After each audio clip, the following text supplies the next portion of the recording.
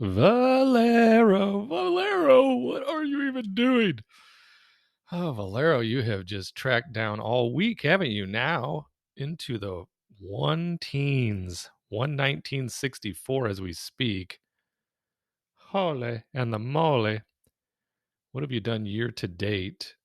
Year to date, let's go with the line. Not, yeah, the 1 day is fine, but what about, oh, there you go, just clicking away, click clacking on the wrong buttons. Let's go back to the chart. Valero's got me shaking in my boots a little, not a lot, because long term, I think, at least for the short long term, Valero is a wonderful company. So year to date, let's go from candle to line. I want to see, they got to be getting close. Yeah, they might already be into their yearly low. If we look on, what's the date on that? Probably the 5th. No, the 4th. On January 4th, they closed at 119.62, and currently they're exactly at 119.62. And you see this Geronimo, the blue line right there, downtown to Chinatown, currently trading below their 200-day moving average with a lot of red activity. Look at that. Ooh, ooh, ooh, ooh. And it's leading into earnings, which is even more volatile. So I thought, I don't know. Is it possible to mitigate our risk, especially with two different options here, two different things on the table? We've got five positions, I want to say. Yeah, five strategies on Valero. We got these calls that are obviously in good shape, but we have this credit spread where we're already knocking on the door of, right? Valero at 110, and then it's a $9 wide spread, which it makes it pretty dangerous on the dance floor. So if we wanted to begin mitigating the risk, knowing that we still like Valero Energy long-term big picture, should we look to sell the 110s? Should we sell those 110s right here and right now? Can we get 41 cents? Likely that we can get 41. Can we get 42 medium? So we have 10 contracts. We would be able to collect a premium today of a credit today of $420 for doing so. So let's see if we can do that right now. We'll sell the long leg to close. Okay.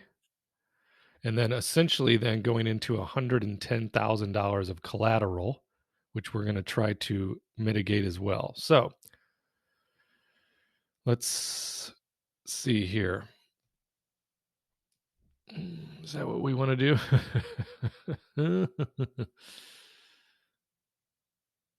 Yeah, that's what we want to do, right? Let's sell those for a credit, see if that'll fill. So there is the credit. Now we've released the collateral on one side, but we've essentially created $119,000 on the other side, on the short leg.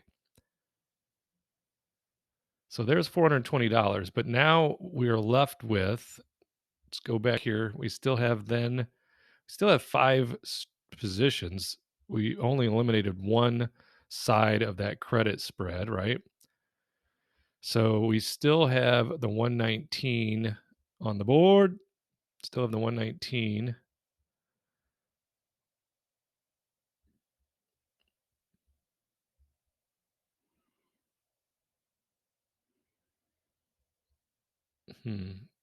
So what, we've got the 10 contracts at the 119. What do we have to do to give us some breathing room in rolling this position? How much of a debit will we need to cover? It's a 256 debit on a very volatile situation. Oh, okay. So we're going to be okay. We're going to be okay because we can either just buy time and put money in our pocket, right? Or we can roll it down. We could always go to a different date and buy more time. If we go out 21 days, what does that look like?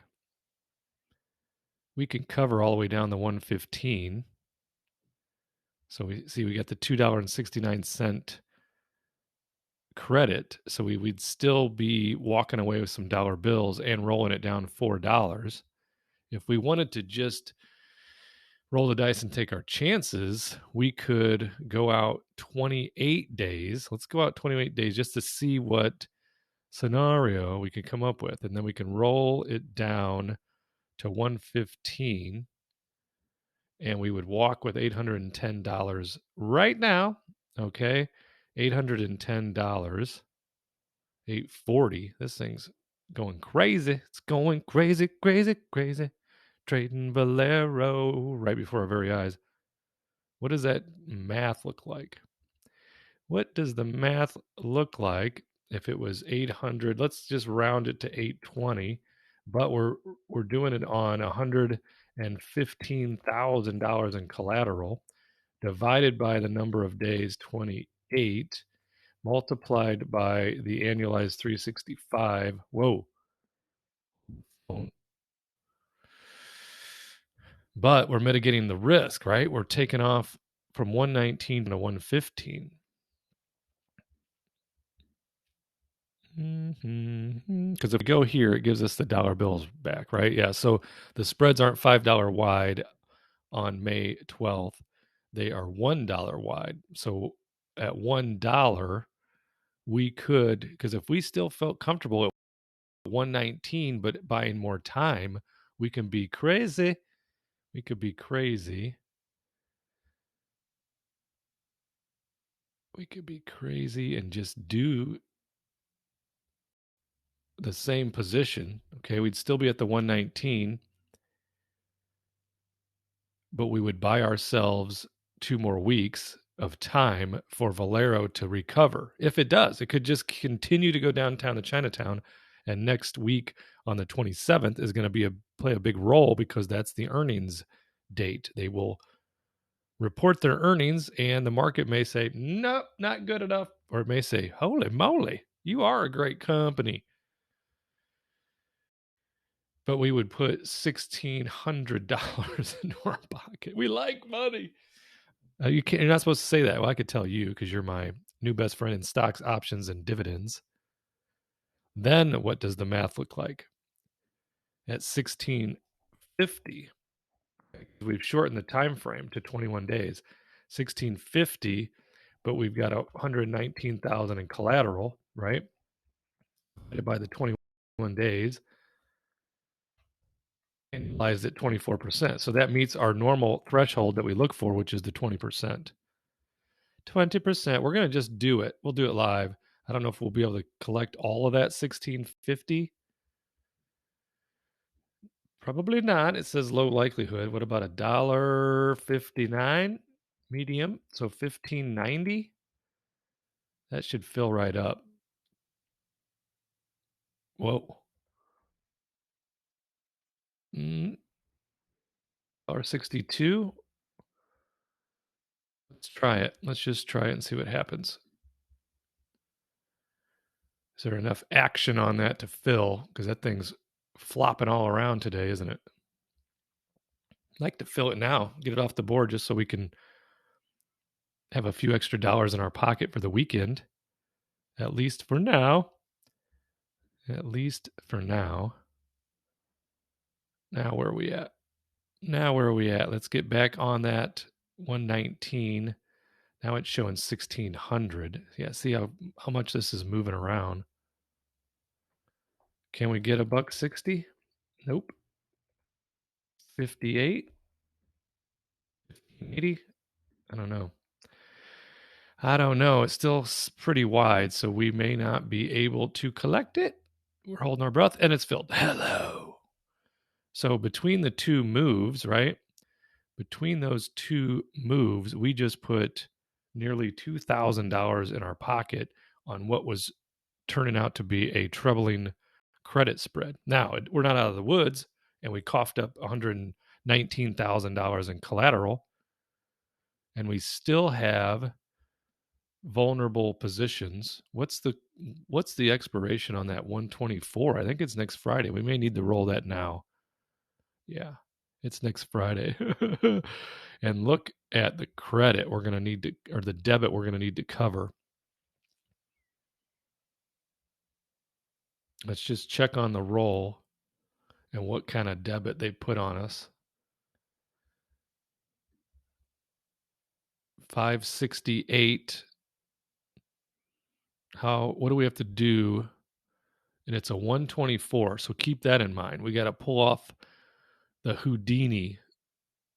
We're going to have to pull off the Houdini. Let's go out the 21 days.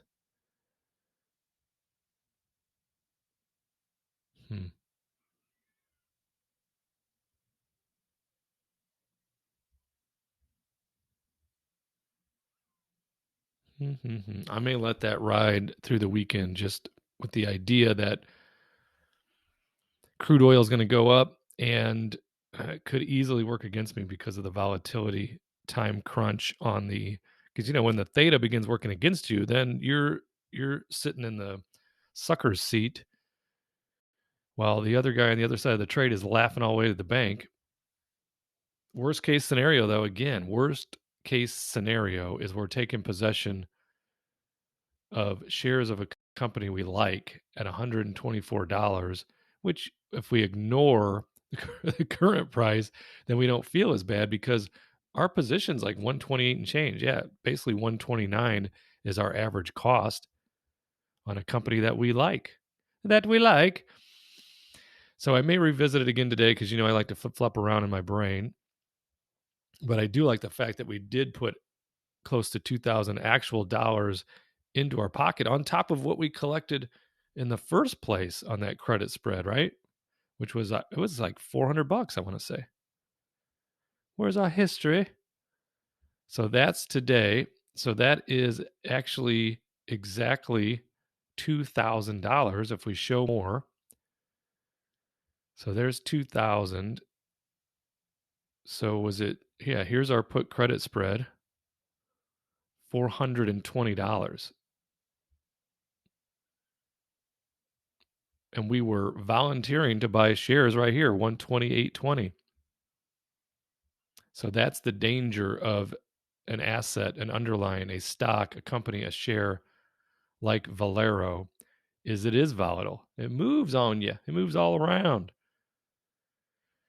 So I believe all the rest of our trades expiring today. Bank of America calls, EOG calls, Ford call, Johnson & Johnson put, Southwest Airlines calls, AT&T calls, Tyson Chicken put, Verizon calls. All of them, we're just letting them ride. If you look at the percentages, all of those are sitting pretty. Are they all at 90 plus percent? They are. So all of those are at 90 plus percent. And how things are going at this very moment, they will all expire at 100% profit, AKA worthless. I just don't like the word worthless. It's worthless to the buyer on the other side. To the seller, us, it's 100% profit. We need a new word like it expired golden. We'll let those expire golden. 411.64 currently on SPY, just really trading tight in a channel today, isn't it? We'll see what it does. It's been making some moves, typically into the green at the end of every day. And it's a Friday, so it might happen again. It might happen aggressively. I actually want it to because I'd like to trade another call credit spread at the end of the day, the 14-day outer. Actually, that reminds me, you know what? I'll come back to it because I need to warm my coffee up because I'm not using my battery operated electronic coffee mug warmer that my sweet bride bought me for Christmas. Sometimes I'd be forgetting. So there we have it. Thanks for tuning in and how we managed out of that credit spread. And it was an aggressive credit spread between 119 and 110, but it was on an asset that we like. I thought it was a safe trade at the time, but Valero had just continued to trade down all week, and was putting the the Triand, it was warming up. It was stretching out its legs to kick us in the cookie bag. So we traded our way out of that, sold the long leg for a credit, and we rolled the short leg for another monster credit, which could be dangerous because we rolled it at the same number, 119. So we'll keep an eye on that, but bought ourselves some more breathing room. That's what we have. Thanks for tuning in. See you in the next video.